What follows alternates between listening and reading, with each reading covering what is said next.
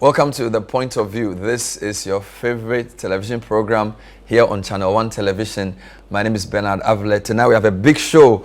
Ghana's 5G infrastructure has come up for mention. Minister Esla Owusu-Ekufo gave a press conference a few days ago announcing a company was going to be given the right to manage that infrastructure. It set lots of tongues wagging. Tonight we delve into the issue. We hear from the minister.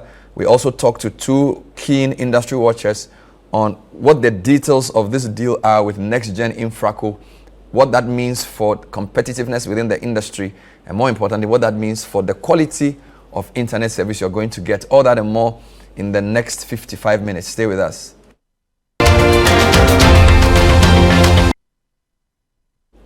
Welcome back. So 5G is no longer a conspiracy theory. It's really a big subject in terms of internet connectivity. We started with what is called Edge, then we had 3G. Some even say we had 3.5G, whatever that means. Then we had 4G. We haven't finished rolling out 4G for the whole country, but Ghana's Minister for Communication has announced that our 5G rollout will happen this year. She mentioned next-gen Infraco, a consortium of about 5 companies who would be charged with the responsibility of managing our shared 5th generation internet infrastructure. Let's hear from the minister. She addressed the press conference a few days ago. Here are highlights of what she said. I don't expect there to be any corresponding increase in the cost of data merely because of the introduction of 5G. A different service is being provided. If you want to sign on to it, you subscribe to it. If you want to enjoy your existing service, you do it at the rate set by your network operator. I expect that because this is a shared infrastructure, which reduces the cost for the network operators, they will transfer that into better service offerings, and it may even lead to a lowering of the cost of delivering that service, which can only inure to the benefit of subscribers. Now, if individual MNOs had to build this network themselves, this is a very capital-intensive industry, and it is very expensive to roll out mobile networks, infrastructure. And that is why government took a strategic decision to use a shared infrastructure network company to deliver this service. After analyzing the nature of our telecommunications sector, it was clear that if you auctioned the spectrum, only 1 or 2 entities will be able to acquire it. They will roll out the network at their own pace. And if 4G was introduced in this country in 2015, and we still have only 15% 4G penetration, and we auction 5G, within the next 10 years, we will still be hovering around 10% penetration. Is that what this government or this country wants? No. We want to accelerate the pace of access to telecommunications to every Ghanaian, everywhere in the country, regardless of where you are. So that was Minister Esla Owusu-Ekufo, said a number of things. Basically, this is something they've been working on for a while. They want to correct market imbalance. They definitely are aiming at reducing data prices, and they also essentially want to create jobs. So she thinks it's a great deal. I'll be speaking to Derek Lai. He's a telecommunications analyst, worked in some telcos in the past, was at the chamber. Now he privately consults and he analyzes. So Derek, thanks for joining us. Good evening. Thanks, Bernard. Thanks for having me. Good to have you again.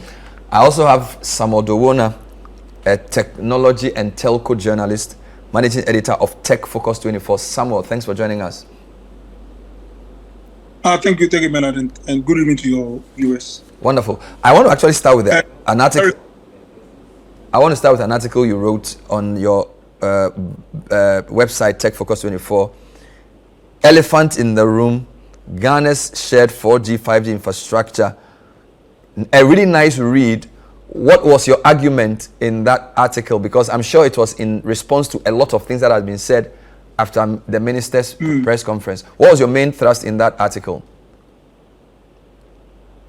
Thank you once again, Bernard. So the main thrust of the article is this.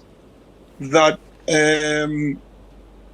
our market is not a normal market. And it's not a normal market because we have an S&P in the market. And Bernard, to put this in context, let's even forget about who the S&P is. Let's just know that we have an S&P and we also have non-S&Ps. What? That S&P could have been anybody. Sorry, what is S&P? Oh, sorry. S&P is the significant market power. By our national telecoms policy, any player that has got anything more than 40%, of the market in total. And when the minister was declaring an S&P in 2020, the statement was very clear that the telecoms company that was being named an S&P had over 70% total market share in terms of revenue, voice, SMS, data, and of course even mobile money. So those were the parameters based on which we declared an S&P. So I'm saying that now we have an S&P in the market, and even without mentioning any name, let's just know that there's an S&P, and then we also have non-S&Ps. So there have been measures that the regulator, representing the government, have been putting in place. There were specifically 7 measures that were stated that they are going to implement to correct, as it were. Sorry, am I still online? Okay. As it were, correct the market imbalance that have been created, because of which we named an S&P. So once there's an S&P, going forward, in terms of even giving licenses, we cannot keep doing the same things when we have an S&P in the market. And let me give you an example. When we're going to do 4G, in fact, it was even after the 4G license, the way we auctioned it, and eventually a particular player now took the lead. Now everybody else now begin to tag along and now begin to play catch up. And subsequently, even more spectrum was sold to the S&P, because they are the only ones that have got the money to as it were, buy those licenses or buy those spectrum. So then, of course, it gives them even a bigger edge. And today, we even have a player in the market who is doesn't even have a 4G network. And Bernard, the first time we did a show like this here with you, we actually spoke at length that some of the players also failed to invest. So we have talked about that. But then on the flip side, we can't say that because others failed to, as it were, invest. And so they are now, far behind. We should also sit down and allow the market to run in such a way that one day we end up with a monopoly. We can't do that. So once there's an S&P in the market, we also need to begin to do things in certain ways to just acknowledge that we are doing these things because there's an S&P. Okay, so we can't just go ahead and auction licenses when we know very well that we are going to end up with a situation where only one player is going to be buying the license at whatever price we want to name, and then we still have the same situation when we have implemented about 7 measures trying to correct the market imbalance, and we are failing. So I think that this step that has been taken, so that's where I made the argument that I think that this is going to help to correct the market imbalance. And Bernard, I'm not even talking about huge wins, but even the small wins, like every player starting to roll out 5G at the same time, and then no one player can now boast of say that they have got a 5G, better 5G connectivity and wider connectivity and all those, because all of us are on the same playing field. That is it. It may not necessarily make everybody generate revenue at a certain level, but at least that small win for me is important, because it means that we are taking steps to correct the market imbalance, because we're taking a lot of steps to try to correct it, and it is not happening. It is not happening. So I think that this step that we've taken, it is important. We can probably, as we go on, talk about the manner in which the consortium or the SPV that has been put together to serve as a wholesale, like a sole wholesale player. We can talk about that, but I'm saying that is the argument I was trying to make. That so long as we have an SMP in the market, we should not be doing things like we did in the past, because otherwise we are not going to correct the market imbalance that we said we wanted to correct. So for you, the most important thing is that the market is distorted. There's a significant market player with excessive power, and because all the attempts to correct that distortion or that market structure have failed, the award of the 5G infrastructure to the consortium is aimed at correcting that imbalance by giving an advantage to the smaller players in the market and then helping to reduce the power. That's the way you see it. So it's not a question of how much money we can raise. It's a question of having a more competitive market. And if the award of the infrastructure to this consortium is the way to go, ab initio, you agree. This is your argument. Exactly. So that's the point. I think you have summarized it very well. And I also even did make a point in my article that look, we have more or less like a monster in the market, and the regulator and Bernard, the last time we had the show, I told you that the regulator is to blame, because the regulator seems to follow the money now instead of like doing what will make the entire market grow together.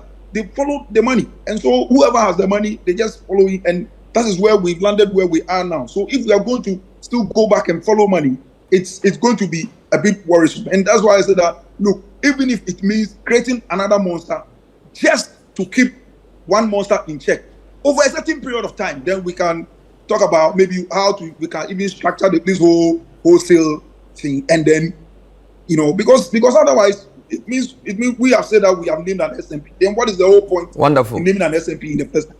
Now, and the SMP, this time it is MTN, but it could have been anybody. That's the point I'm making. So it's not intended to go at a particular player, but then there's an SMP in the market. Let's just acknowledge that. That's the point I was making. Now let me give viewers highlights of the license and the licensees. So we are told, based on what the minister said, that the company, which is Next Gen Infraco, would pay an upfront 6.25 million, but they are to pay installments based on performance and specific amounts over a 10-year period, totally amounting to about 100 million, plus whatever percentage of profits they make. Number two, government is holding 7.5% shares in the company. It's called Next Gen Infraco, and there are 3 telcos involved here. So we have AT Ghana, we have Telecel, and we have Ascend Digital, if I'm not mistaken. Then we have Tech Mahindra, an Indian company. We have Radisys, also with Indian backers, and then Nokia Finland. Now, and of course we have KNet, which is also a Ghanaian company. KNet, yeah. These companies have all existed individually longer than 3 months or whatever, 10 years or whatever. But as a special purpose vehicle, they were given a license with less than a couple of months into existence. So those are the key points. Now, let me come in studio. Derek, from the sidelines, what do you make of this? He feels if the market distortion is what the ministry wants to correct with this award, it's all well and good. She gave other reasons, like reducing data prices and creating employment and the rest of it. But what do you make of this, awarding 5G to a new consortium for the purpose of correcting a market distortion? What do you make of that? So thanks, Bernard, and also thanks to Sami. Listening to him was quite refreshing. I think from where I sit that it's okay. We've gotten to 5G. There's an interest to award a license to a player or players that are willing to play and basically serve needs. Now, I just want to say something, that it's important that policy is supposed to do 2 things. 1, either answer a question, or 2, solve a problem. It doesn't go any other way than that.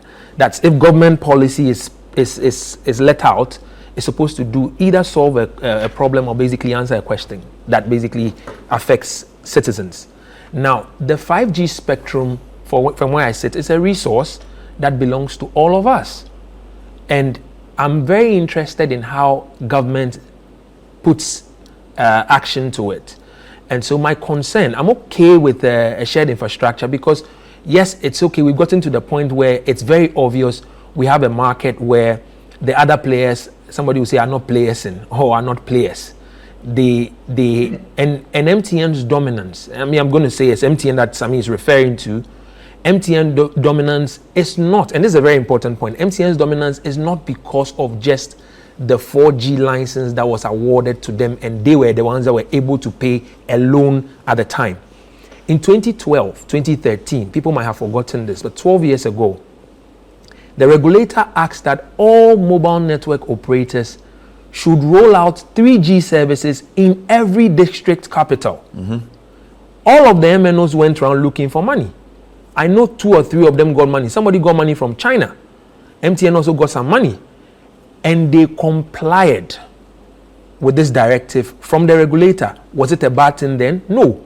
They complied by putting 3G. That's how you go to Ho, you go to Tamale, you go to Takrady, you realize that it's only one network that is literally doing well. And the rest did not comply. But the regulator kept saying that I'm going to sanction you. Those who don't do it, I'll do this. Those who don't do it, you're going to take your license. And all of those things were happening at the time. This is 12 years ago. MTN complied fully. Now, the effect of this is that MTN had invested money, but they signaled, I think, 6 or 7 months to the closure of that directive that we have complied fully with the regulatory directive. But whilst we complied, we noticed that we've also gained 1 million subscribers on the back of them being basically being in alignment to the regulators' directive. Now, this point is important because if you can win 1 million subscribers in a few months to, let's say, a little over a year, in basically meeting the regulatory directives, those customers that you want, we're not sitting there and you went to collect them and put them behind your back and start piggybacking them around. You want them by virtue of your investment. Now, same as profit is not a bad word, investment is also not a bad word. So when companies make an effort and they gain on the back of making an effort, we should be careful how we attempt to want to thwart their efforts they've made, specifically when it's related to FDIs. So in the case of MTN has invested between $6 to $7 billion over the last 25 years that they've been in this market. Now, if a company invests $6 billion, how many companies in this country, just mention 5, that have invested $5 billion in Ghana? Bernard, you could try.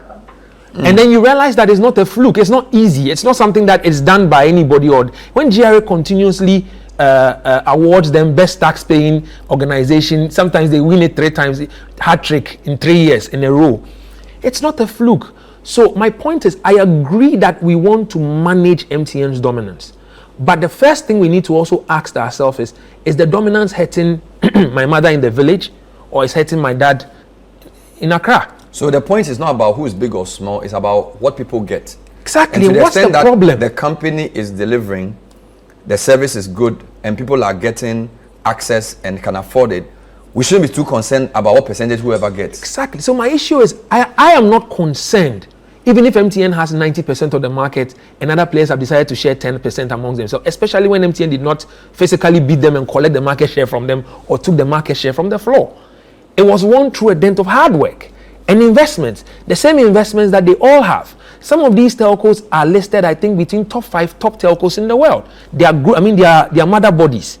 So if they've not seen Ghana as a profitable market to invest, I don't think it's MTN's fault. MTN's only sin that Sami makes me understand they did is because they said that we are interested in this market and we'll put money into this market. Now, in 2016, MTN said we are investing $100 million.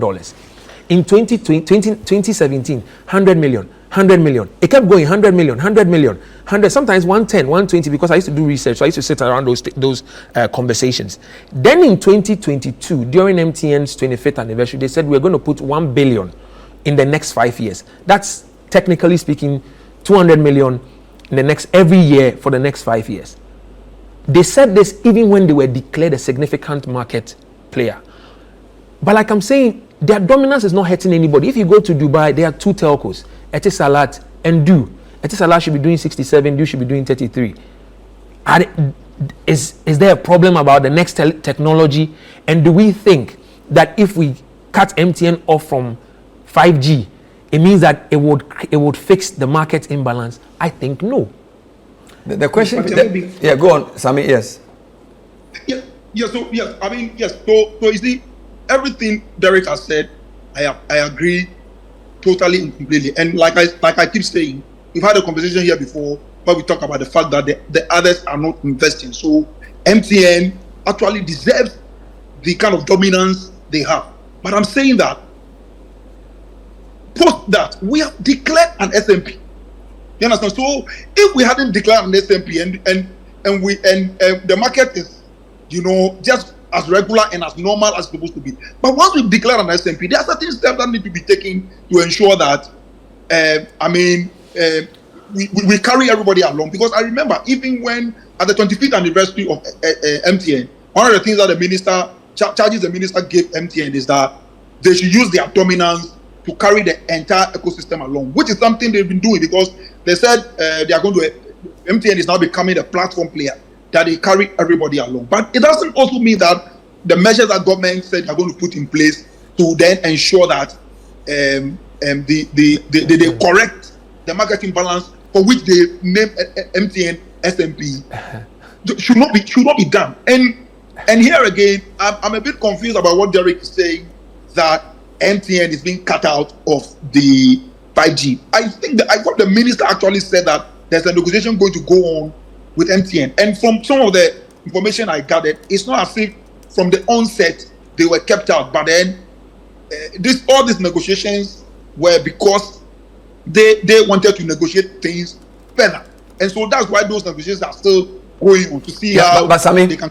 There's a question on the table as to why this was not put to a certain bidding process so that various options will be considered. It appears the authorities were determined to give it to this SPV without opening up to a bidding process. Now, is that not an issue in the sense that whilst you can decide who to give a license to, people talk about transparency and consistency, accountability? Because in terms of the 4G license, I do not think they gave it exclusively to MTN without a bidding process. Yes. Right? So there was a bidding process and their offer met the policy directives of government. Unless you are saying that the policy direction of government meant that any attempt to auction this or put it for open tender would not lead to the desired result, and therefore you must specifically give it to one SPV. You get the argument they make, that this appears contrived. Yes. What's your comment? Which is something that I think is actually a sound argument, because I even said somewhere that, look, even giving the license to a number of wholesale players could have even benefited the country in certain ways. But here is how I even though I don't know what's thinking, what the government or the policymakers were thinking, here is what I sort of think went into that decision. That, look, if you want to create a number of wholesale players and then put the thing to competitive bidding, competitive bidding, there is a possibility that some power brokers will go behind,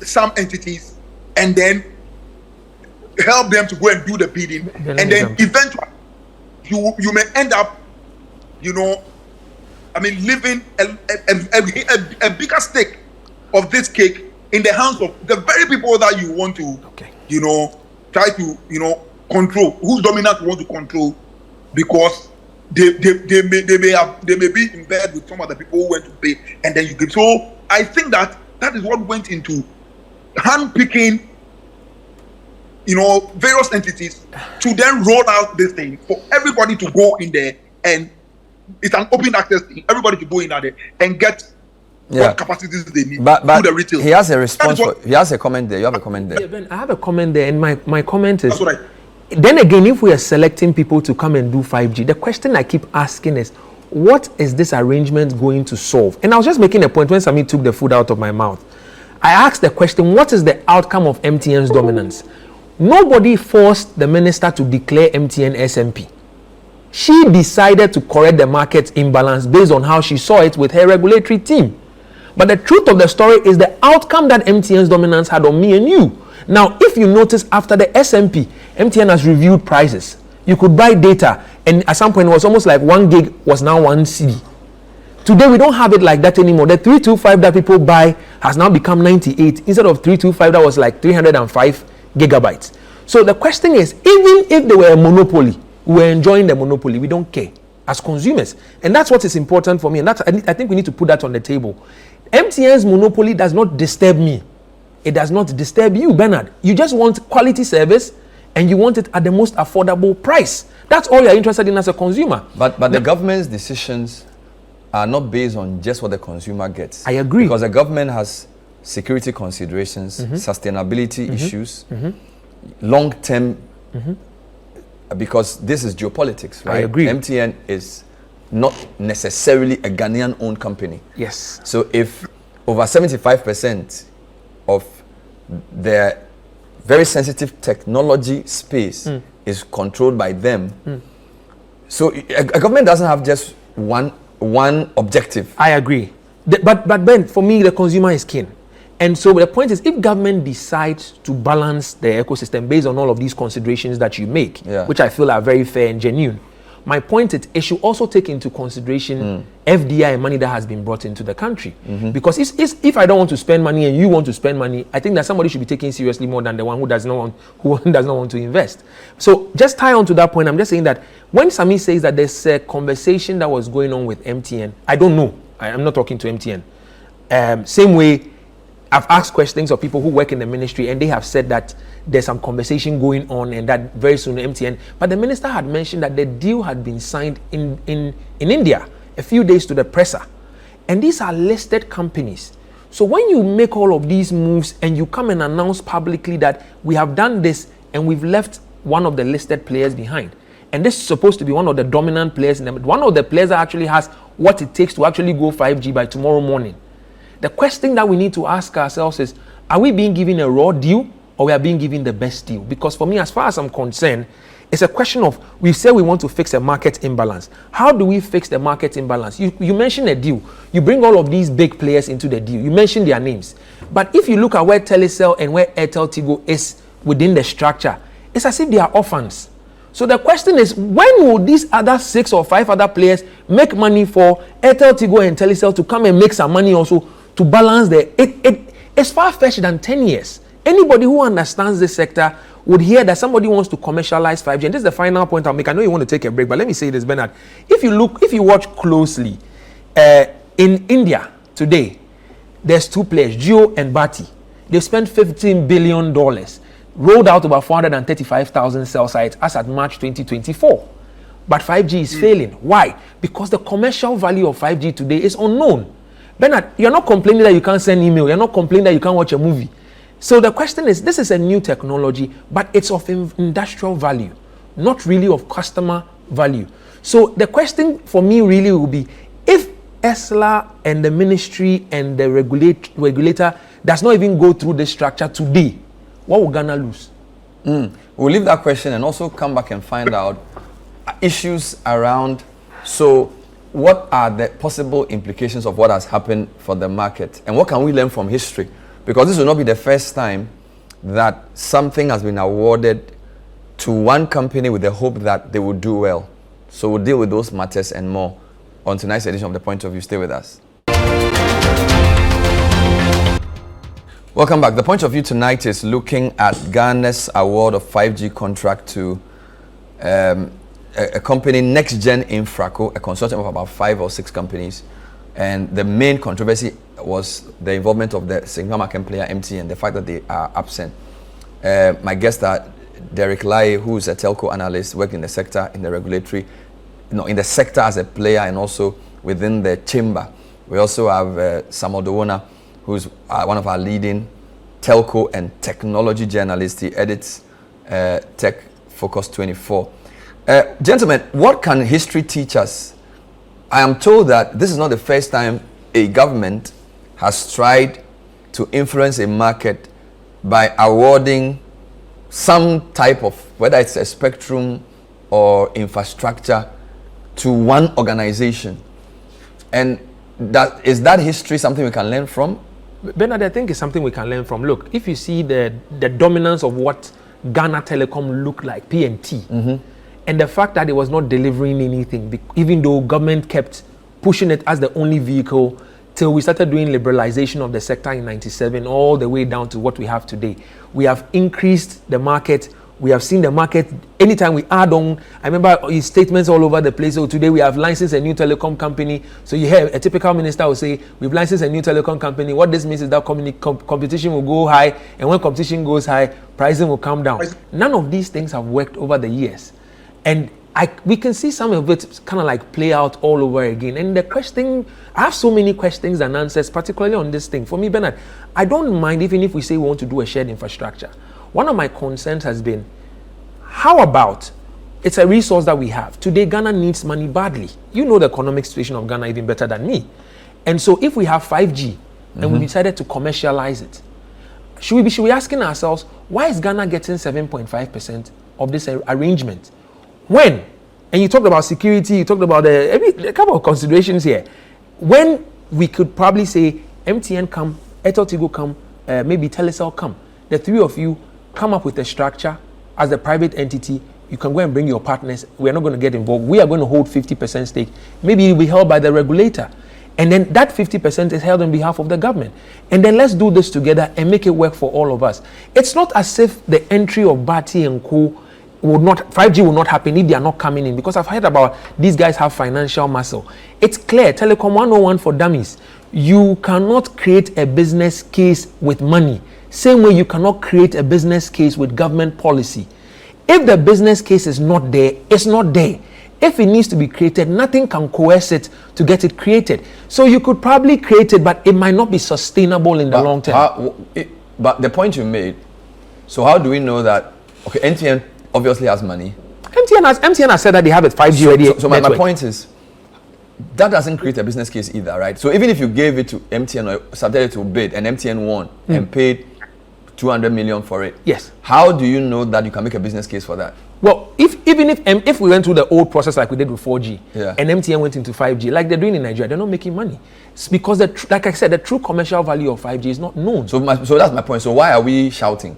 Well, we should shout because it's our spectrum or it's our 5G. The technology is for us. So we should be worried if it's being used in a manner or in a way that we think that does not serve us long term. Yeah, but if there's no business case for it, people are complaining, for example, and saying 6.5 million is paltry. Although we do know that if you look at the details, there are other payments to be made depending on performance. So technically you can say it's not just $6.5 million. But some people are saying you are dashing the thing to a company you've created hurriedly.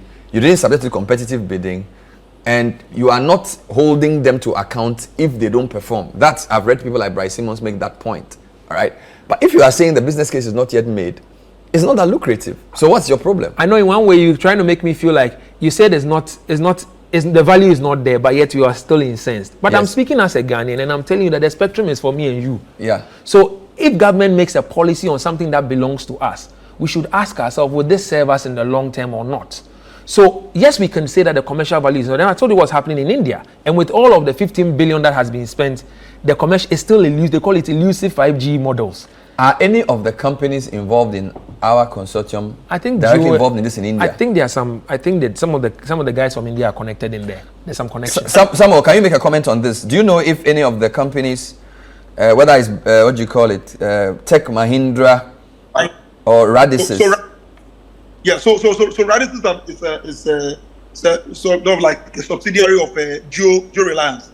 Geo Reliance is the biggest telecom company in India and of course in the world in terms of subscriber numbers. So yes, these are people who are involved in these things in a certain way. But you see, Bernard, I mean, just backtracking a bit, you see, at the retail level, I understand what Pope is saying. I understand what Derek is saying. That look, MTN's dominance, is it hurting us? This far, no. The intervention of government and asking MTN to rather increase prices is probably even hurting us. But you see, if you let things go the way they are going, and Pope has been a watcher of this industry just as I am. Now look, there have been a number of big telecom giants who had wanted to come into this market, but when they look at for want of a better expression, the risk that the dominant player poses, some of them don't want to come. Do you understand? So, and you don't want to leave the situation to go as it's going until we get a monopoly. So you see, even though Derek is saying if MTN is a monopoly, I mean, it doesn't hurt me. This far, it is not hurting. But you know, per all the books that we all read, per all the theories that is out there, once somebody becomes a monopoly, there's no telling what they will do next. So it's important that these measures are put in place to prevent it. Do you understand? And I think that's what the government is doing. Like I mentioned from the beginning, 7 measures have been put in place, and we're all here. We have all had this discussion before. None of them has worked. That tells you that the S&P they have outgrown regulations. They have outgrown the regulator. They have outgrown everything that we are doing. So, yes, Samuel, you mentioned in your article that all the players agreed that we need a shared approach to managing 5G.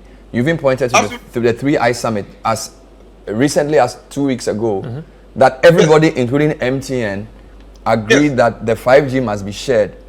Do you know why they are not part of the group, of the consortium? Is it that they opted out? Were they offered the chance to be part of it? Because if they all agreed that it has to be shared, do you know why they are not part of it? Okay, so the point I made there was that all telcos or all players in the industry agree that we should have shared infrastructure. Now, not necessarily it could be 5G, it could be 4G, it could be because they say it is about time that we had shared infrastructure at all levels, not even just 5G. Of course, now they are even doing national roaming, even beyond this 5G that they are doing. They even started doing national roaming even before now. So shared infrastructure at all levels.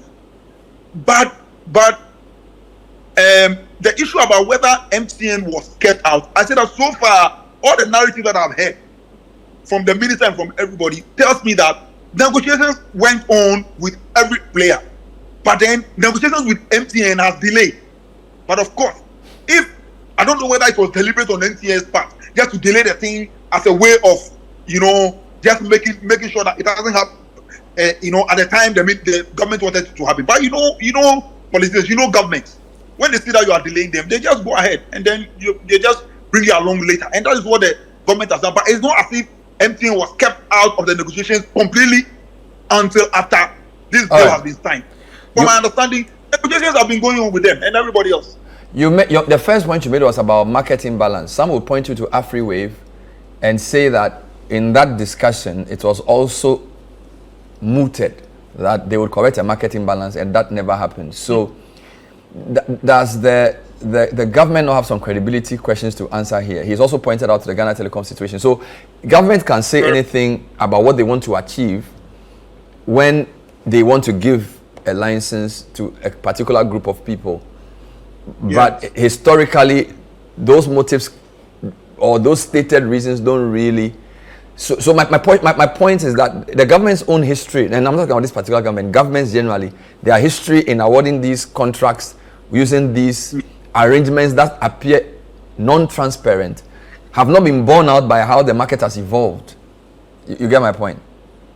I get your point. So with AfriWave, my understanding of the setting up of AfriWave is to be like a clearinghouse where an interconnect clearinghouse. I mean, to find a better expression. So then all the connections between the various telcos, in terms of voice, SMS, will go through the clearinghouse. And even when you talk about international wholesalers, whatever is coming through them, it go through AfriWave. So for me, there used to be what we call like a spaghetti kind of arrangement, where this one is connected to this one, and this one is connected to this one is connected to all that. But then everybody now go to one central place to then connect, to bring sort of like some sanity into the system.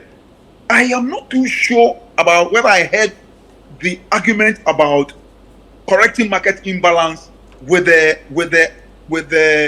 interconnect clearinghouse, vehicle.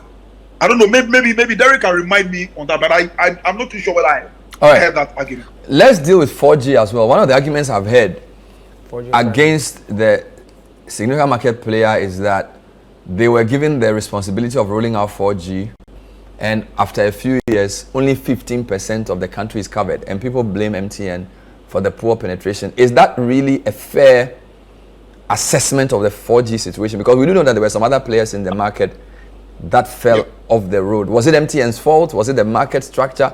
What lessons can we learn from the 4G situation? Let me start with some before I come into Pope. Right. So with the 4G thing, now I beg to differ a bit on what the minister said. The explanation what I know is that 4G coverage, even MTN alone, has been reporting about over 90% of coverage, even in their recent annual report. They reported that they have about 90%. But what I think the minister meant was penetration, i.e. usage. You understand? How many people are actually using 4G in this country? So the coverage may be available to you, but as to whether you have got a device or you even feel the need to even use 4G, it's another matter. So that's where the 15% might come in. I have not really, I don't know where the minister is quoting from, but that's what she said, that is about 15%. Okay, so sometimes you see that telcos and even other industry players reporting huge coverage. But in terms of usage, and this usage gap thing, where at MWC, it was one of the big things that came up. That look, we have a lot of coverage. We have a lot of connectivity. But usage is very low. And when they mention the figures, in fact, even across Africa, we are even talking still about 15% or so, if I'm not mistaken. Do you understand? So the minister's 15% is very consistent with even the what we have on the continent. And one of the reasons they mentioned was affordability, even the digital skills that people don't understand it well, and even trust. There's so many other things that they mentioned there.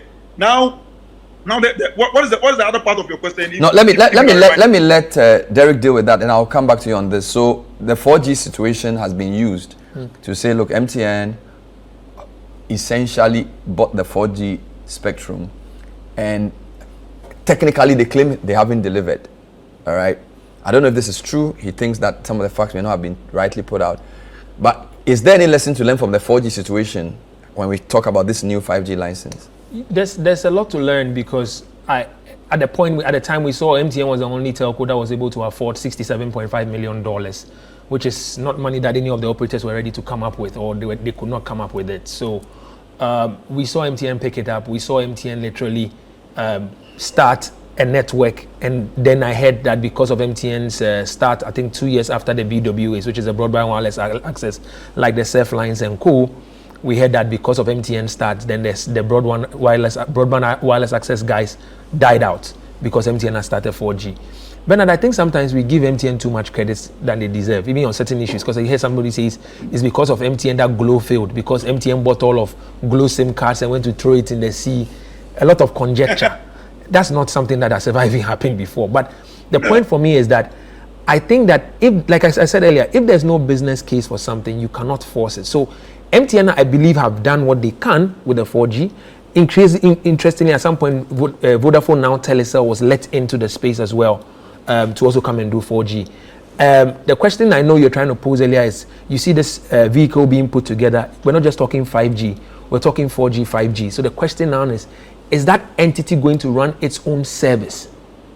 Is it going to compete with the existing market players? How would that correct the imbalance? I want to ask how these major things that were used. And the second major one for me, how is this structure going to reduce data? Bernard, today in Africa, if you do desk research, Ghana has the third lowest data tariffs across Africa, sub-Saharan Africa. So when we say data is expensive, usually the question has been, it's expensive as compared to what? And the truth is, if we say we'll lower data prices, somebody has an existing infrastructure. Tomorrow morning, they can give us 5G. You said no, let's go and buy a whole new MacBook and come and put it here, and then now we'll upgrade also. Which one is cheaper? And which of these two entities can give us a cheaper service? So it's important that I made that scenario even when I was using the analogy of, I said, let's use Wachi. I'm selling Wachi. Bernard, this is my Wachi store. Your own is in front of you. I'm selling Wachi. It's like everybody is buying from me. Then the government says, why are people not buying from Bernard? Let's help Bernard. No. Let's set up another store, put money into it, put a new set up, bring more people, let them come and stand there, and then they will be able to offer cheaper, and then they will be able to make me. The scenario around that does not answer how data will be cheap. The scenario around that does not answer how a market imbalance will be corrected. That's why I'm saying that the policy needs to solve a problem. If we cannot demonstrate how the problem will be solved, because the commercial value of 5G does not even exist for those who have spent 15 billion in India right now and they are coming to Africa. Even your own backyard, you can't score goal. It is Africa that you think that you can put the ball at the back of the net. It's not easy like that. We'll pause and come back with more. This is the point of view tonight. We're looking at the controversial 5G license awarded to NextGen Infraco, a consortium of about 5 companies. For now, the exclusion of MTN. My guests are analyzing this. Stay with us.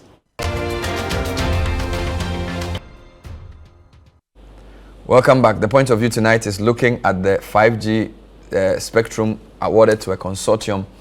And of course, my guests are Derek Lai, a telco analyst, and Samuel Dewona. What's your prediction? Look into the crystal ball. The minister said government will roll out 5G internet service in 6 months. Can they do this? And what are the chances of NextGen Infraco actually succeeding to correct the market imbalance? A 2-in-1 question. Thank you, Bernard. So just to tie the two ends, I'll just say that, look, so 6 months is very possible, especially if you have deep pockets and you want to prove a point. But the question is, you can be market ready, but the consumer might not be ready. So there are two ends to this. We could have 5G tomorrow morning, but how many 5G phones do we even have in Ghana today? In India, as at March 2024, the 5G phone rollout in India is 15% of the market. They are seeking to grow that by 25% end next year. So the question is, Ghana, when will Ghana be ready to even say we're going to have 40% 5G phones in the market here? We're not making phones here. Look at the value of look at the currency that we have. How many people can even afford 5G phones? And if we're going to roll out 5G, where in Accra? Or is it the whole of Greater Accra? Is it going to go out of Greater Accra? How, if you have a business case where you've invested billions and you have your business case within the golden circles of what we call the ecosystem, and everybody in Accra is probably maybe jumping onto the 5G here, how are you going to still make money and compete when you're just operating within the circle? So first of all, you can create the business, or you can make the network, basically bring it out and alive. But there's a brand that goes with the business that is built over time that creates affinity and likability from a consumer perspective. So it's not a 10-year journey that I see creating success immediately. From where I sit, I don't want to be the doomsman, but I feel like we are setting up another entity to fail because we have not looked at carefully what the market, the intricacies that literally sit within the market that requires addressing. And if we don't take care, we're just going to do what we did in 2014 when we handed over BWA license to over 10 or 12 different Ghanaian entities in the name of we're creating local content. Pick up a license, $6 million, and then roll out 4G. Not all of these companies have vanished. All of them have vanished, including the last one was Surfline. That died finally. The coffin was put in, the last nail in the coffin was Surfline. So apart from MTN, yes, all these companies that were giving 4G licenses the business case didn't work. The business case 10 years didn't work ago. for all the BWAs that picked up 4G license. MTN took it two years after. Wow. Yeah. So if this one is coming in with even 4G and 5G, you see there's a base. I always talk about the base. Ben, the base is, for me, the base for Ghana at this time is 3G. If you go into some of the regions, I'm just coming from Kumasi, if you walk into you're driving through certain parts of the country, with 3G, it's been enhanced in such a way that you might not even think that you need 4G for anything. The question really is, if the consumer is not ready, but the 5G is there, the 5G is looking at them in the face, they can't afford the 5G phone. So it goes hand in hand with a lot of things that requires growth. And I see Ghana being 5G ready, from my little understanding of the industry, between 4 to 5 years. So we're not even 5G ready. We're not 5G. If MTN says it's 5G ready, but I think that the market, I mean, in terms of the consumers, we're not 5G ready. And if we decide to even do a market research of how many 5G phones we have in Ghana today, I don't think we'll pass 5%. I don't know if Samuel is on. I'm on now. Yes. Ghana. What's your prediction as to what will happen? Can they roll out in 6 months, and will they succeed? So quickly, like I said, let me touch on something quickly, and then I'll jump into this. So you see the question about MTN 4G license being responsible for the death, quote unquote, death of the BWAs. I think anybody who says that it's a fair statement to make, because think about it. When you give a license to a player that can offer 4G on handsets, handheld devices, and then the other 4G players are only offering 4G on dongles and malfires and stuff like that. Who me and you, who needs a 4G on dongle when they can have it on their handset? That's just a simple thing I want to say about that. And so that is where the death of the rest began. So that's one. Now looking into the crystal ball, yes. I mean, like Derek said, in 6 months, if you have deep pockets, yes, they can roll out.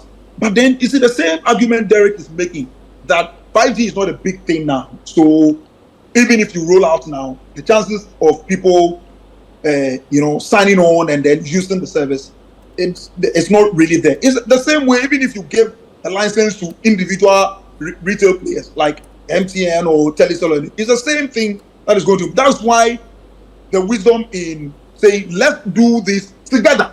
Let's have one wholesaler and do this together. I think not together because the current structure we have. That's why that makes sense. All right. To me. That makes sense. Thank you.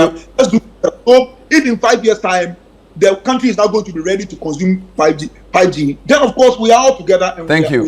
Time will be the ultimate test of the prudence or otherwise of the decision. So I want to end it here. Thank you very much, Samuel Dowona, Editor-in-Chief, Tech Focus 24, for your time and your insights. Derek Lai, Telco Analyst, thank you. Always good to have you. He's known on Facebook as Pope Barnabas. Always refreshing to hear from him. Are you 5G ready? That's the question. Thank you for watching this show. We'll see you next time. Bye-bye.